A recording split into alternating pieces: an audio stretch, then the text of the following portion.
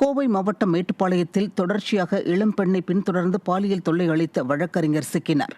மேட்டுப்பாளையம் மணிநகர் பகுதியைச் சேர்ந்த வழக்கறிஞர் அப்துல் ரசாக் என்பவர் தொடர்ச்சியாக மேட்டுப்பாளையம் பகுதியைச் சேர்ந்த இளம்பெண் ஒருவரை கிண்டல் செய்தும் ஆபாசமாக சைகை காண்பித்தும் பாலியல் தொல்லை அளித்து வந்துள்ளார். இதுகுறித்து அந்த பெண் அளித்த புகாரின் பேரில் வழக்கறிஞர் அப்துல் ரசாக் சிக்கினார். ஏற்கனவே கடந்த சில மாதங்களுக்கு முன்பு இதே பெண்ணிடம் ரயிலில் இவர் அநாகரிகமாக நடந்து கொண்டது குறிப்பிடத்தக்கது. திறனற்ற திமுக ஆட்சியில் காவல்துறை செயலிழந்துள்ளதால் பாலியல் குற்றங்கள் அதிகரித்துள்ளதாக பொதுமக்கள் குற்றம் சாட்டியுள்ளனர். கன்னியாகுமரி மாவட்டம் நாகர்கோவிலில் இன்ஸ்டாகிராம் மூலம் பழகி சிறுமியுடன் தனிமையில் வசித்து வந்த இளைஞர் போக்சோவில் சிக்கினார்.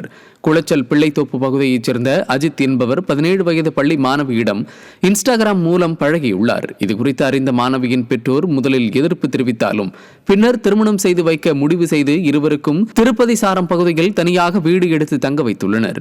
இந்த நிலையில் அஜித் மற்றும் மாணவியின் பெற்றோர் உள்ளிட்டோர் போக்சோ சட்டத்தின் கீழ் பிடிபட்டனர்.